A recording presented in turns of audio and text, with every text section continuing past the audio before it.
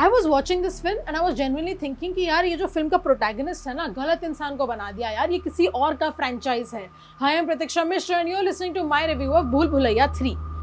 There is no denying the rewatch value that Priyadarshan's Bhool Bhulaiya has. It is genuinely a classic. अगर हम horror comedies की बात करें, specially in India, आप भूल भुलैया का नाम ना ले ऐसा हो ही नहीं सकता। ये एक ऐसी फिल्म है जिसमें बहुत कुछ आइकॉनिक है, कैरेक्टर्स आइकॉनिक हैं, गाने मेमोरेबल हैं, सीन्स इतने फनी हैं और इतने मेमोरेबल हैं कि वो मीम्स बन गए हैं। अगर आप भूल भुलैया का कोई सीन रैंडमली ऐसे बाहर चिल्ला दो, at least 3 people will turn around and react to it. If you just yell Pani, people will start laughing, and that's the effect of Bhool Bhulaiya. So it's no surprise that you might expect this kind of effect, this kind of iconic potential from Bhool Bhulaiya 3 as well. But Bhool Bhulaiya 3 is not a sequel to Bhool Bhulaiya.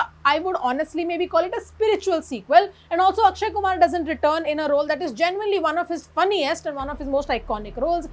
Instead, Kartik Aaryan helms Bhool Bhulaiya 3, much like Bhool Bhulaiya 2.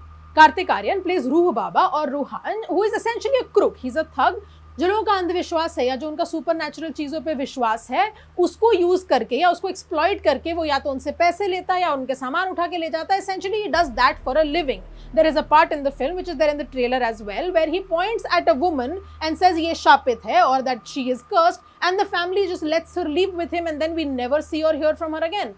Logically makes no sense, but that's also the kind of lowbrow humor that Bhool Bhulaiya 3 operates on for the most part.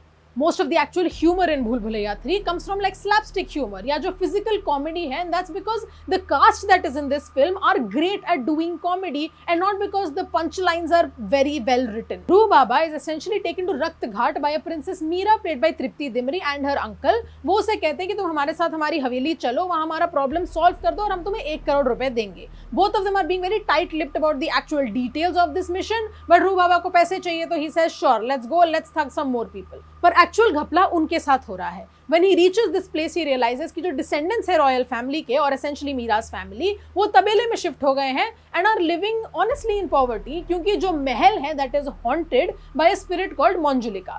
Why are all the spirits in Bhool Bhulaiya named Manjulika, even though there is not quite a direct link? I don't exactly understand, but ठीक है, चलो for nostalgia sake हम ये मान के चलते हैं. The spirit here is named Manjulika. The thing is, none of them have actually seen Manjulika, which leads to a bit of suspense later on in the film, one that I quite enjoyed actually. One ornate door after another opens, बड़े-बड़े padlocks धूल चाट जाते हैं, and we are kind of introduced to the fact कि ठीक है, अभी जो हमारा सुपर नेचुरल एलिमेंट है वो धीरे-धीरे इस फिल्म में एंट्री करने वाला है।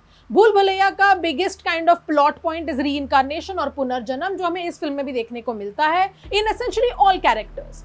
2 एंट्रीज होती है नई जब ये दरवाजे खुलते हैं और जब रहस्य ज्यादा बढ़ने लग जाते हैं। One is Malika played by Vidya Balan and the second is Mandira played by Madhuri Dixit. Malika is someone जो इस महल में आई है to essentially restore it, and Mandira is a buyer. She's a potential buyer who is ready to buy this, but she has a few conditions. दोनों ही बहुत shady characters हैं, starting से ही सबको इन पे थोड़ा थोड़ा शक होने लगता है, us included, and that is the way that film has set it up. One good thing that director Anis Bazmi does in this film in Bhool Bhulaiya 3 is that he keeps the spirit of horror of Bhool Bhulaiya intact for the most part, pun not intended. भूल भुलैया का जो डर वाला aspect था, जो horror था, वो काफी हद तक अनसर्टेनिटी से आता है, कंफ्यूजन से आता है। We are afraid of the unknown. We don't know कि कौन से कोने में क्या डेंजर्स हैं या कौन क्या राज छिपा रहा है, क्या एक्चुअल में सच्चाई है। We don't know any of this, and in Bhool Bhulaiyaa 3 for the most part the director tries to do this and does succeed, and that is again one of the best parts of the film as well. क्योंकि बहुत बार when you show the horror directly, maybe because of a shoddy reveal or because the VFX might not work, it takes a lot away from the horror itself. I like that that doesn't happen in Bhool Bhulaiya 3. From the very second that Vidya Balan enters the screen in this sequence, essentially, absolutely stunning, beautiful cinema, she proves that Bhool Bhulaiya should have been Manjulika's franchise because she is genuinely the most interesting character and Vidya Balan is the most striking actor in the entire ensemble. हर scene में वो इतना अच्छा act करती है कि you are essentially mesmerized by her, which is the effect that Manjulika's character should have. Then there is Madhuri Dixit as Mandira, a very fine actor and a very fine-tuned performance as well. जो इन दोनों के sequences हैं आपस में are genuinely some of the most interesting and engaging parts of Bhool Bhulaiya 3.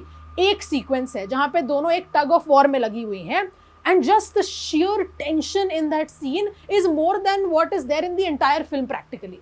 whenever they are together or even apart, just lurking through the Haveli, hiding their own secrets, even interacting with each other. It's all just so interesting. I genuinely found myself constantly waiting for the second when both of them would be back on the screen again. But of course, the film's lead, in a way, is Kartik Aaryan. Kartik Aaryan की performance में problem ये है कि he is essentially playing an extension of himself, or the Kartik Aaryan that we have seen on screen for so long. This does not have the potential of becoming an iconic character the way Akshay Kumar's character did. And I would not make this comparison. I really wouldn't, because like I said, it's a spiritual sequel. But that comparison also comes from the fact that जो Kartik Aaryan का performance है, it also feels like an extension of Akshay Kumar's performance.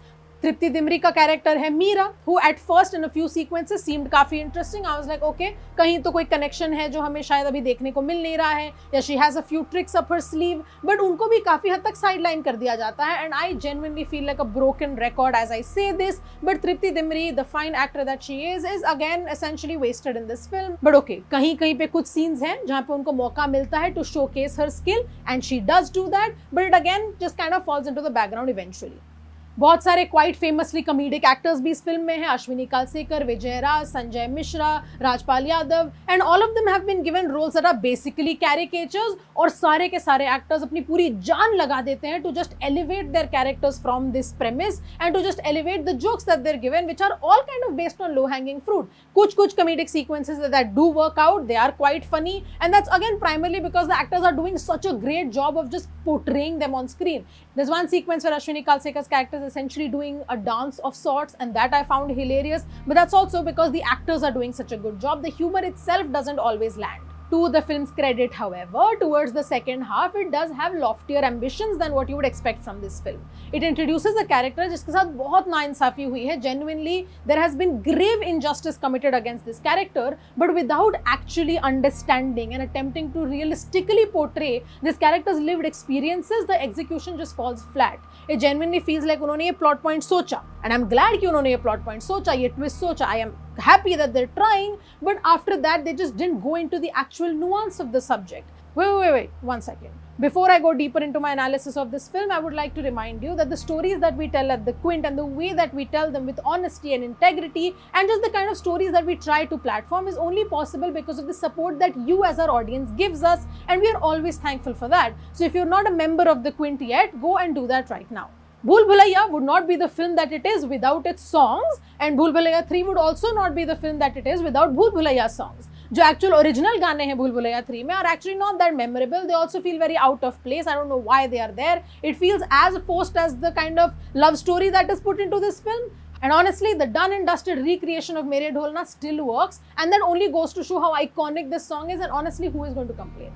कौन complain करने वाला है when we're getting मेरे ढोलना picturized on Vidya Balan and Madhuri Dixit? That sequence was genuinely mind blowing, so fun. जो ये film का horror VFX है is better than a lot we have seen earlier, and we have seen a lot of bad VFX happen, and it has genuinely derailed the horror. यहाँ पे the VFX for the most part is quite well done, और जो camera work है, जो editing है, that helps the VFX kind of create that setting as well. I generally found the spooky, mystical thing that they're going for to be quite effective, and that helps the film a lot. For the most part, Bhool Bhulaiya 3 has parts where it kind of holds true to the essence of Bhool Bhulaiya, and also Madhuri Dixit and Vidya Balan are carrying this film on their very, very able shoulders, and for that experience alone, my rating for Bhool Bhulaiya 3 is 2.5 stars out of 5.